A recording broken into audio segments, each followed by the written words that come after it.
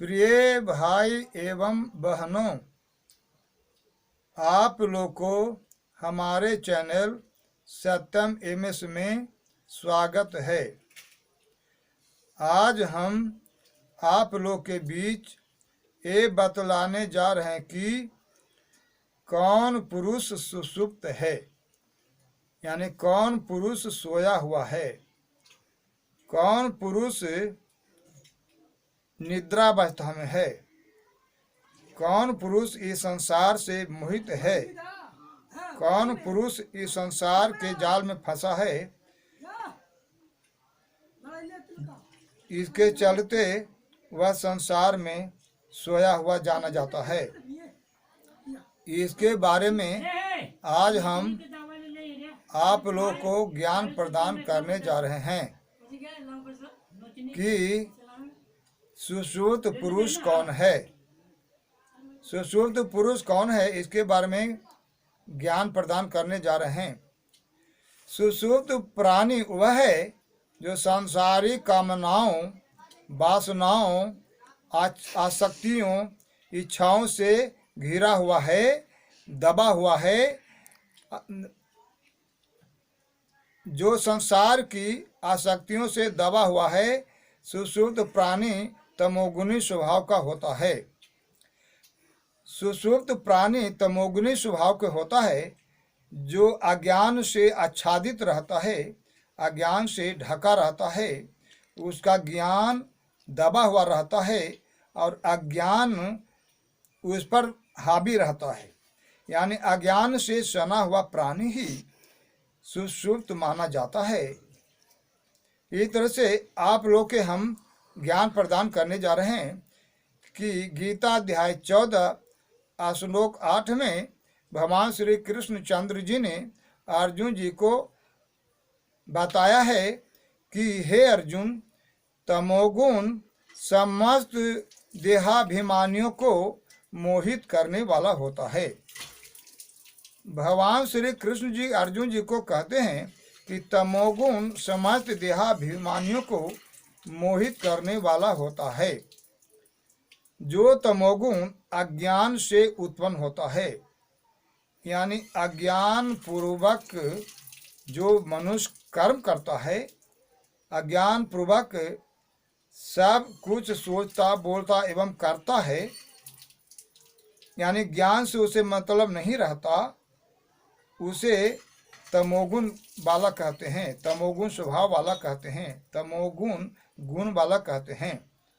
तो इस तरह से तमोगुण वालों का स्वभाव का वर्णन हम आप लोग के सामने करने जा रहे हैं। अज्ञानी लोग ही तम से आवृत होते हैं, यानी तमोगुण से ओतप्रोत होते हैं। अज्ञानी पुरुषों को ही तमोगुणी कहा जाता है। अज्ञानी पुरुष ही तमोगुणी कहलाते हैं। या तमोगुण ही अज्ञान है या अज्ञान ही तमोगुण है, ऐसा जानिए। तमोगुण जीवात्मा को आलस, प्रमाद, तमोगुण जीवात्मा को आलस, प्रमाद, निद्रा प्रदान करता है। गीता अध्याय 14 श्लोक 13 में कहा गया है कि तमोगुण अंतःकरण में इंद्रियों को अप्रकाश यानी अज्ञानता प्रदान करता है, यानी अज्ञानता भर देता है। कर्तव्य कर्म अप्रकृति भर देता है, अप्रवृत्ति भर देता है। कर्तव्य कर्म में अप्रवृत्ति भर देता है। ये तमोगुण के द्वारा होता है। उनके प्रवृत्ति ऐसी हो जाती है जो ना करने योग्य कर्मों को करवाता है या करता है। यानी तमोगुण के स्वभाव से मनुष्य उन कर्मों को करता है जिसके द्वारा वे उन कर्मों को कर पाते हैं जो नहीं करना चाहिए। कर्तव्य कर्म में अप्रवृत्ति भर देता है। प्रमाद यानी व्यर्थ चेष्टा करने की प्रकृति जगा देता है, प्रवृत्ति जगा देता है।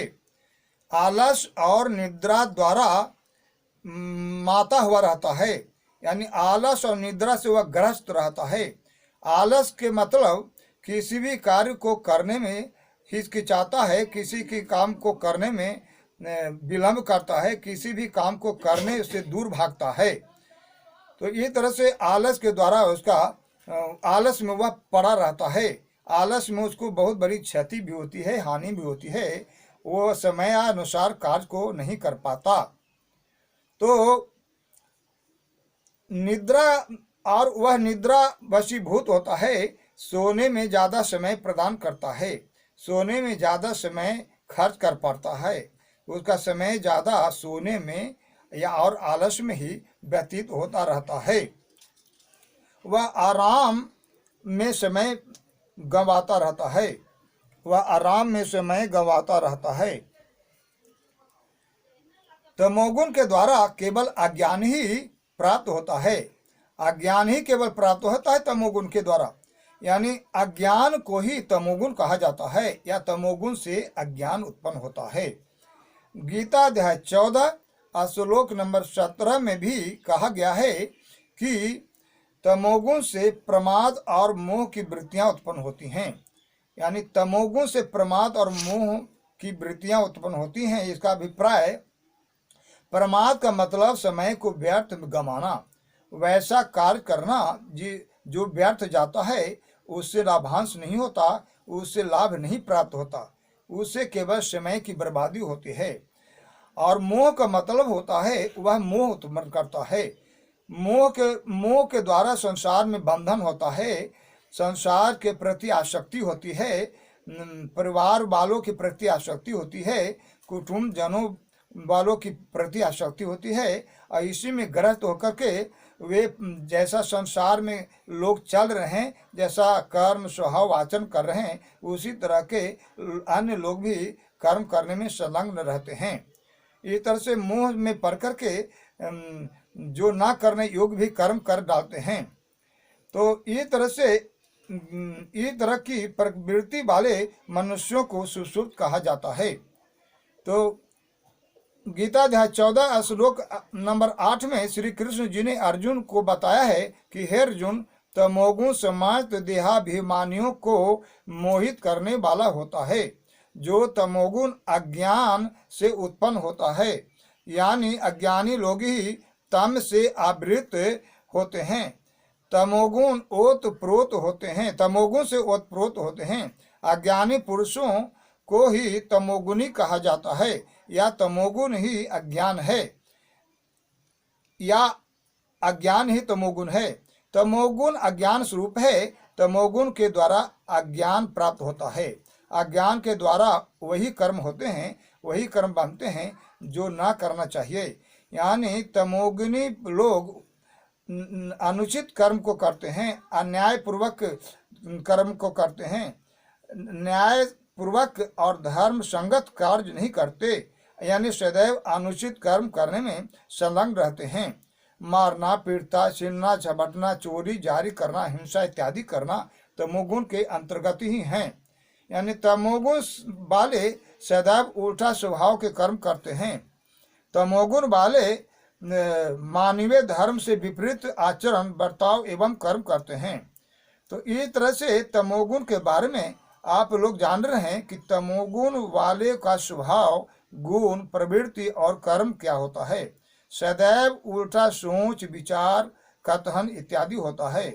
मिथ्या बोलना, दूसरों पर आरोप लगना, दूसरों की निंदा करना, दूसरों को अपमानित करना, दूसरों को क्लेश पहुंचाना, कष्ट पहुंचाना, इस तरह के उनकी प्रवृत्ति होती है। इस तरह के जो भी प्राणी इस संसार में कर्म करते हुए फंसे हुए हैं, वे 84 में चले जाते हैं, अधोगति को प्राप्त होते हैं।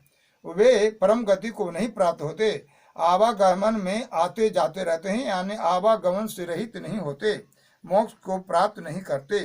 तमोगुणी लोग असुर योनियों में जन्म लेते हैं, जैसे सुअर, गिद्ध या असुर प्रवृत्ति के लोग उस तरह के जन्म को प्राप्त होते हैं। कीट, पशु, पक्षी इत्यादि में उनका जन्म कर्म होता है, और इस तरह से वे केवल दुख को प्राप्त होते हैं। अज्ञान पूर्वक वे उन कर्मों को करते हैं जो बिल्कुल ना करना चाहिए। सदैव उल्टा सोचना, बोलना एवं करना उनका स्वाभाविक गुण प्रवृत्ति बन जाती है। तो ऐसे लोगों को सुसुप्त कहा जाता है। इस तरह के ज्ञान की प्राप्ति हेतु आप लोग हमारे चैनल सत्यम एमएस को सब्सक्राइब करें और ज्ञान प्राप्त करें।